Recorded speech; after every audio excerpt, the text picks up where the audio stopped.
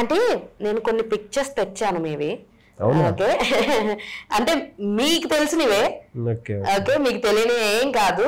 So అవి just ఆ situation ఏంటి, అవేంటి అన్నది మా ఆడియన్స్ కి చెప్పండి. మీ మాటల్లో మీ ఫీలింగ్ ఏంటి దాంట్లో అన్నది కూడా చెప్పేస్తే బాగుంటది అనమాట. సో ఫస్ట్లీ ఈ పిక్చర్ అది కృష్ణరాజు గారి పేరు మీద అవార్డ్స్ ఇచ్చారనమాట. అప్పుడు బెస్ట్ లిరిసిస్ట్ గా నాకు అవార్డ్స్ ఇచ్చారు. Real star Krishnam Raju, rebel star Krishnam Raju ప్రతిభా పురస్కారం 2025. నెక్స్ట్ వెరీ రీసెంట్ ఇది హరిహర వీరమల్లు పాట గురించి పవన్ కళ్యాణ్ సార్ కీరవాణి గారి ఇంటికి వచ్చినప్పుడు ఆయనతో డిస్కషన్ అయిన తర్వాత ఆయనతో దిగిన పాట. ఆయన నన్ను నా లిరిక్స్ని అప్రిషియేట్ చేసినప్పుడు నేను కొంచెం దూరంగా ఉంటుంటే రండి మీరు కూడా రండి ఫోటో దిగుదాం రండి అని చెప్పి ఆయన పిలిచి ఫోటో దిగమన్నారనమాట. ఆ ఫోటో అది లైఫ్లో మర్చిపోలేని మూమెంట్. ఎంతో మంది ఇలాంటి మూమెంట్ కోసం వెయిట్ చేస్తూ ఉంటారు అనమాట. సో చాలా బాగుందండి ఫోటో. థ్యాంక్ యూ అండి. ట్రోల్ అవుతుంది, ట్రోల్ అవుతుంది. ఇది యూఐ స్టేజ్ మీద ఆయన నేను అంటే అది వద్దు ఇది అంటే సార్ 5 minutes ఆగండి ఇచ్చేస్తాను అని చెప్పేసి టపా టపా టపా రాసి ఇచ్చేసాడని చెప్పి నన్ను చాలా ఆయన అప్రిషియేట్ చేసిన మూమెంట్ యూఐ సినిమాకి. అదే ట్రోలింగ్ సాంగ్. ఓకే, సో మీ బాగా హిట్ అయిన డైమండ్ రాజా పాట. ఎస్. ఆకాశమే నువ్వని నీలి మేఘం నేనని నాలో నిన్నే దాచుకోనా నువ్వే నేనని. అది పాట స్టార్టింగ్ నవి కలలు నీవి, అది హుక్ లైన్, అది బాగా వెళ్ళిందండి. So 70th national film awards లో మీ సినిమా కాంతారా. ఈ మూమెంట్ ఎలా అనిపించింది మీకు? చాలా హ్యాపీ అండి, ఎందుకంటే నేషనల్ అవార్డు వచ్చింది మనం పనిచేసిన సినిమాకి.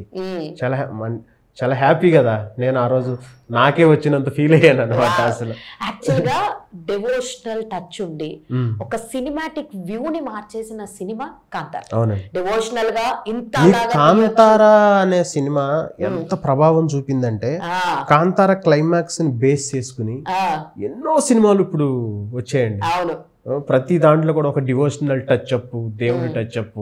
అసలు అలాంటి అటైర్ లో కనపడితే ఇది కాంతారాకి దగ్గరలో ఉంది అన్న.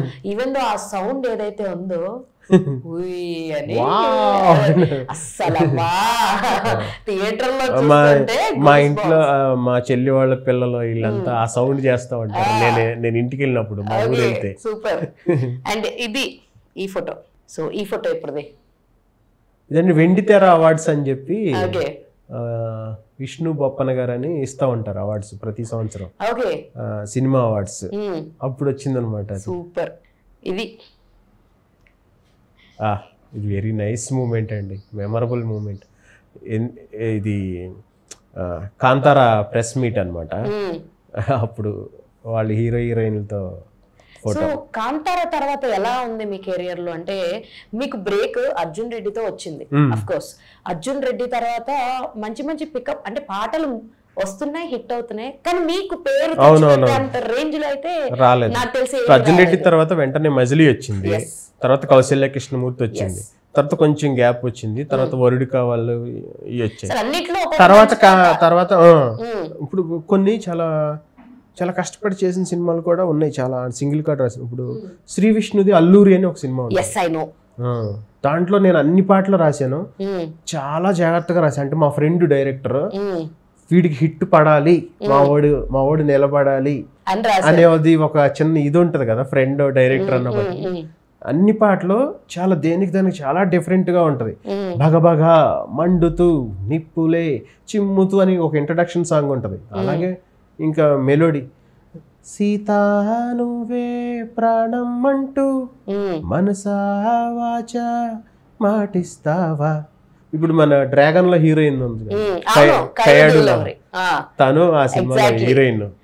తను డ్రాగన్ లో హిట్ అయిన తర్వాత మళ్ళీ ఈ పాటలో అల్లూరి పాటలన్నీ మళ్ళీ అందరూ ట్రెండింగ్ లోకి వచ్చాయి కొన్నాళ్ళు. ఇప్పుడు ఏది వైరల్ అవుద్దో ట్రెండ్ అవుద్దో ఎవరికి తెలియదు. అండ్ దిస్ పిక్చర్ ఎప్పుడు 2 సార్లు కలిసారు బాలకృష్ణ గారు అంటే నేను చూసాను, బట్ ఒకటే పిక్చర్ తీసుకొచ్చాను. కరోనా టైంలో బాలకృష్ణ గారు ఆయనకి పాడటం అంటే చాలా ఇష్టం.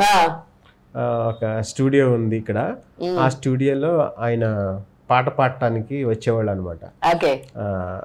అది రఘురామ గద్యం ఒకటి, శివశంకరి అన్నది ఒకటి, ఈ పాటలు పాడేవాళ్ళు ఆయన వచ్చి. అయితే నేను ఆ పేపర్ పట్టుకుని ఆయన పాడుతుంటే ఆ ప్రొనౌన్సియేషన్ అది ఊరికే ఏదో అలా ఉండేవాళ్ళం. ఆ మూమెంట్ నా ఫేవరెట్ హీరో. ఇప్పుడు ఆల్రెడీ ఒక ఫేవరెట్ హీరోకి పాట రాసేసారు, ఈ ఫేవరెట్ హీరోకి ఎప్పుడు రాస్తారు వెయిటింగ్ దానికోసం. బాలకృష్ణ గారు మా బాలయ్య, ఒక అవకాశం ఇవ్వండి అయ్యా మా రాంబాబు గారికి. సో ఇది మీ బ్రేక్ తీసుకొచ్చినటువంటి హీరో విజయ్ దేవరకొండ. నాకు బంగారు కొండ అనుకోవాలి, ఎందుకంటే అర్జున్ రెడ్డి లేనిదే నేను లేను, ఇన్ని సినిమాలు రాసేవాడిని కాదు. లిటరల్గా అసలు అర్జున్ రెడ్డి అనే సినిమా ఆ ఒక్క సినిమా నాకు 100 సినిమాలు తీసుకొచ్చింది. ఒక 4-5 years గ్యాప్ లేకుండా చిన్న సినిమాలు, మీడియం సినిమాలు రాస్తూనే ఉన్నా. ఏంటంటే మీరేం రాశారంటే నేను అర్జున్ రెడ్డి రాశానంటే అయితే మా సినిమాకి రాయండి మీరు అంటే అది అంత ట్రెండ్ సెట్టర్, అంత కల్ట్ క్లాసిక్ సినిమా లాగా అయిపోయింది అది. ఇప్పటికి కూడా ఇప్పుడు నేను ఉయ్యాల జంపాల మజని అని చెప్పుకుంటే వెళ్తూ అర్జున్ రెడ్డి దగ్గర ఏంటి మీరు అర్జున్ రెడ్డి రాశారా అని అడుగుతాను. అంటే అది ఒక అటెన్షన్ క్రియేట్ చేస్తాను అనమాట నా లిస్ట్ లో, నా కెరీర్ లో. అలాగే నా లైఫ్ లో కూడా అర్జున్ రెడ్డి అనేది మర్చిపోలేని సినిమా. సూపర్. అసలు చాలా పేరు, అవకాశాలు, డబ్బులు అన్ని తీసుకొచ్చింది. డబ్బులు అన్నారు కాబట్టి రెమ్యునరేషన్స్ ఎంత అని అడగచ్చా? రెమ్యునరేషన్స్ ఫస్ట్ మీ రెమ్యునరేషన్ ఎంత ఫస్ట్ టైం తీసుకున్నారు? 10,000. Not bad. వరకు అయ్యాలి. వావ్, నాట్ బ్యాడ్ అండి. Nice remuneration. నిజంగా చాలా మంది నేను 500 తీసుకున్నా, 300 తీసుకున్నా, 5,000 తీసుకున్నా, 1,500 తీసుకున్నా అన్నారు. ఆ సినిమాకి ఫస్ట్ 5,000 ఇచ్చారు, తర్వాత 5,000 ఇచ్చారు. వావ్, అలా 2 ఇన్స్టాల్మెంట్లో 10,000 ఇచ్చారు అనమాట. నైస్.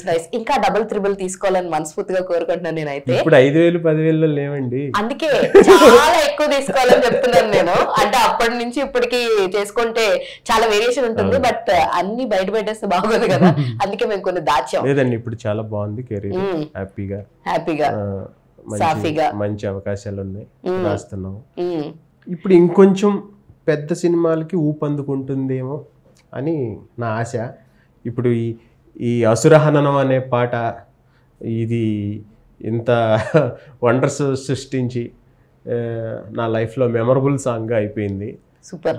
దీన్ని బేస్ చేసుకుని కూడా నాకు ఒక మంచి అవకాశాలు వస్తాయని అనుకుంటున్నాను. చూద్దామండి. అప్కమింగ్ ఏం ప్రాజెక్ట్స్ ఉన్నాయి లైనప్ లో? అప్కమింగ్ అంటే ఇదివరకు రాసినవే అన్ని, దీని తర్వాత ఇంకా వేరే పెద్ద ఏం రాయలేదు. ఇప్పుడు వచ్చినవాడు గౌతమ్ అని ఒక సినిమా, దర్శిది ఒక సినిమా, కొత్త వాళ్ళతో ఒక 2 సినిమాలు, వరలక్ష్మి శరత్ కుమార్ ఒక సినిమా, డబ్బింగ్ సినిమాలు 2-3 ఉన్నాయి. ఎప్పుడు నాకు ఒక 7-8 సినిమాలు రన్నింగ్ లో ఉంటాయి. సూపర్. అసలు ఇలాగే ఉండాలి, ఇంకో 10-15 కూడా రావాలి మీకు. అసలు ఖాళీ దొరకకూడదు, రాస్తూ ఉండాలి. అయితే రియల్ గా మీరు ఒక సినిమాకి పాట రాయడం వేరు, డబ్బింగ్ సాంగ్స్ రాయడం చాలా కష్టం. ఎందుకంటే ఇట్స్ ఛాలెంజింగ్ ఫర్ ఎవరు ఎందులో డబ్ చేస్తే వాళ్ళకి ఛాలెంజ్ డెఫినెట్ గా. ఎందుకంటే లిప్ సింక్ ఉండాలి, మీనింగ్ మారకూడదు, అంతే డ్యూరేషన్ లో పదాలు పాడాలి. ఇంత కష్టం డబ్బింగ్ చెప్పే వాళ్ళకైనా అంతే కష్టం, సాంగ్ ని డబ్ చేసి రాసే వాళ్ళకైనా అంతే కష్టం. అంటే నాకు డబ్బింగ్ రాయటం ఎప్పుడు అలవాటు అయిందంటే అండి, మన కరోనా టైంలో ఎవరికి వర్క్ లేదు, నా ఒక్కడికి వర్క్ ఉంది. ఎందుకంటే అప్పుడు ఆహా అని మన అల్లు అరవింద్ గారు ఓటీటీ, నా రామనాయుడు స్టూడియోస్ లో వేణు గారు అని ఉంటారు డబ్బింగ్ అయినా, మా ఫ్రెండ్ సుధాకర్ అయినా ఆయన పరిచయం చేశాడు. ఆయన ఏం చేశాడు, వరుసగా నాకు ఒక 20 సినిమాలు ఇచ్చాడు, అన్ని సింగిల్ కార్డులు. 20 సినిమాలు, 20 పాటలు కాదు. అదే 20 సినిమాల్లో అంటే కనీసం 4 పాటలు ఉండొచ్చు, 5 ఉండొచ్చు, 6 ఉండొచ్చు, ఒక సినిమాలో 10 పాటలు ఉన్నాయి ఆయన ఇచ్చిన దాంట్లో. అయితే ఆ 20 సినిమాలకి ఆ కరోనా టైంలో రాశా. అప్పుడు నాకు అలవాటైంది ఏంటంటే ఏ సిచ్యువేషన్కైనా మనం పాట రాయగలం అనేది బాగా అలవాటైంది. అంటే ఇప్పుడు 20 సినిమాలకి పాటలు రాస్తున్నాం, ఒక 100 సందర్భాలకి పాటలు రాస్తున్నాం అంటే ఆ టైంలో అది నాకు బాగా హెల్ప్ అయింది. అవన్నీ అయిన తర్వాత కొంచెం గ్యాప్ ఇచ్చిన తర్వాత కాంతారా వచ్చింది. అది 4-5 డేస్లో అన్ని పాటలు రాసేయాలి కాంతార. సూపర్, టైం లేదు.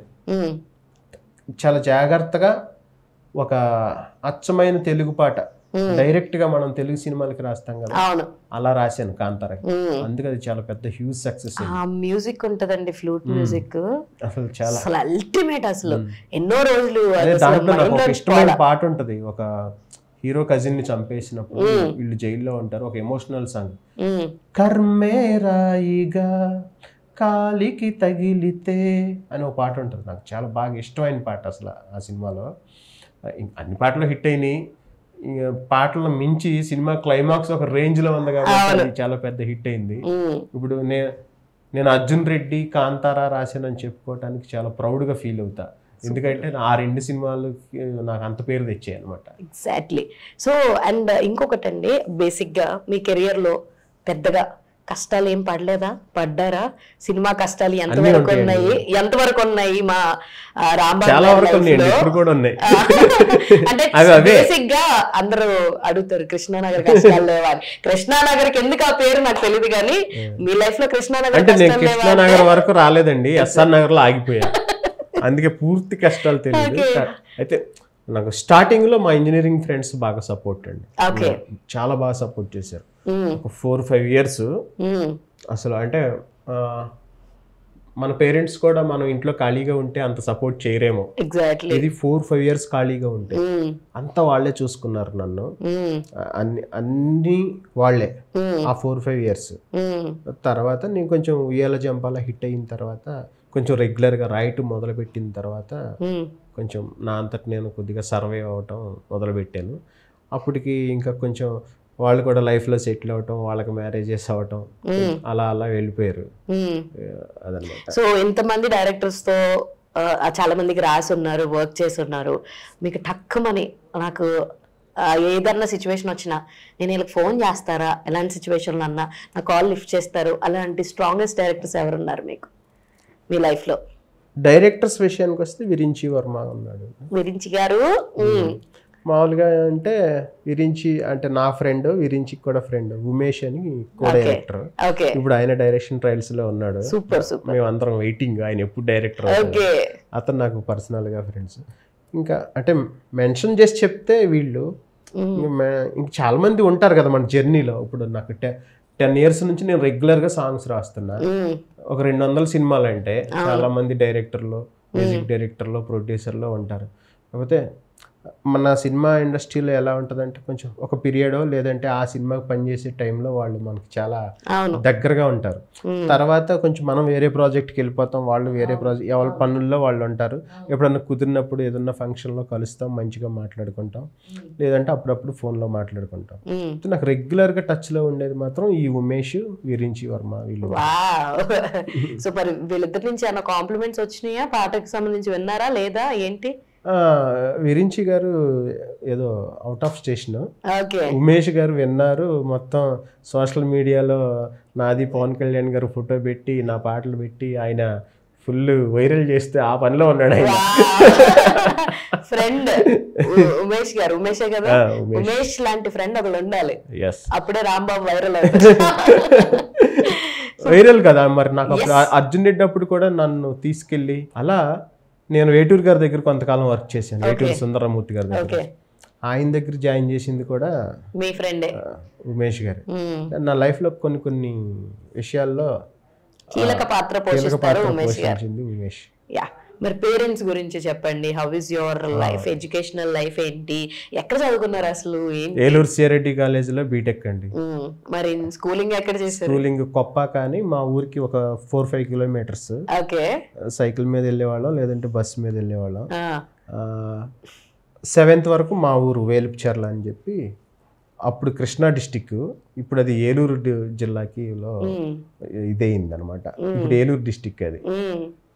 ఇంకా స్కూలింగ్ అంతా 7th వరకు మా ఊరు, 10th వరకు కొప్పాక, తర్వాత ఏలూరు ఇంటర్మీడియట్ పిడిబిటి కాలేజ్, తర్వాత ఇంజనీరింగ్ సిఆర్రెడ్డి కాలేజ్, తర్వాత ఎస్ఆర్ నగర్, ఆదిత్య ఎన్క్లేవ్, మైత్రివనం అక్కడ కోర్సు, తర్వాత Sarathi studio, Annapurna studio, Ramanaidu studio. మొత్తానికి ఇలా ఉందంటారు. ఎలాగో మీరు రాస్తానే ఉంటారు కాబట్టి నిత్య స్టూడెంట్ అన్నమాట మీరు.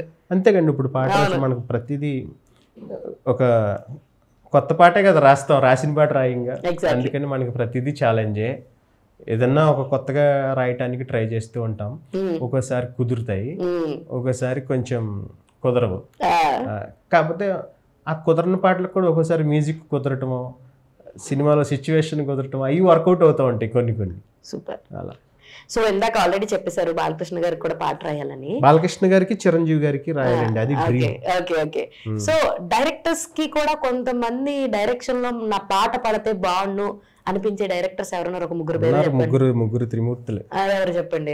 ఫస్ట్ రాజమౌళి గారు, త్రివిక్రమ్ గారు, సుకుమార్ గారు. Wow, super. అసలు ఈ కాంబినేషన్ తొందరగా అవ్వాలని మనస్ఫూర్తిగా కోరుకుంటున్నాను నేనైతే.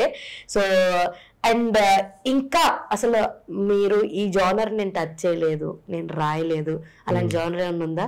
ఎందుకంటే డబ్బు పాటలకు అన్నిటికీ అంటే అన్ని మిక్స్ అయిపోయి ఉంటాయి. స్పెసిఫిక్ గా నాకు ఈ జానర్స్ చాలా ఇష్టం, నాకు ఇప్పుడు దాకా అవకాశం రాలేదు ఇలాంటి దాంట్లో రాయడానికి అని ఉందా? అలా ఏం లేదండి. ఎందుకంటే మనకి వాళ్ళ కథను బట్టి మనం పాటలు రాస్తాం, అది ఓకే.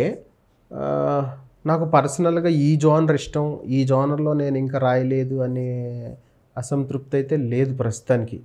ఎందుకంటే చాలా వరకు టచ్ చేశాను. మీరు అడిగారు కాబట్టి ఫోక్ జానర్ ఉంటుంది కదా, ఫోక్ జానర్లో కరెక్ట్ అయిన పాట పడలేదు మనకి ఎంతవరకు. అలా ఏదన్నా పడి ఒక ఊపు ఊపితే అప్పుడు నేను ఇంకొంచెం హ్యాపీగా ఫీల్ అవుతాను. ఏ టైప్ ఆఫ్ పాటలు వింటారు రాంబాబు గారు? నేనా? అన్ని వింటా. అన్ని వింటారు. నాకు మీ పాటలు ఎక్కువ వింటారా, వేరే వాళ్ళు రాసిన పాటలు ఎక్కువ? వేరే వాళ్ళే వింటారు. అంటే ఏ బాగుంటే వింటా ఉంటాం కదా.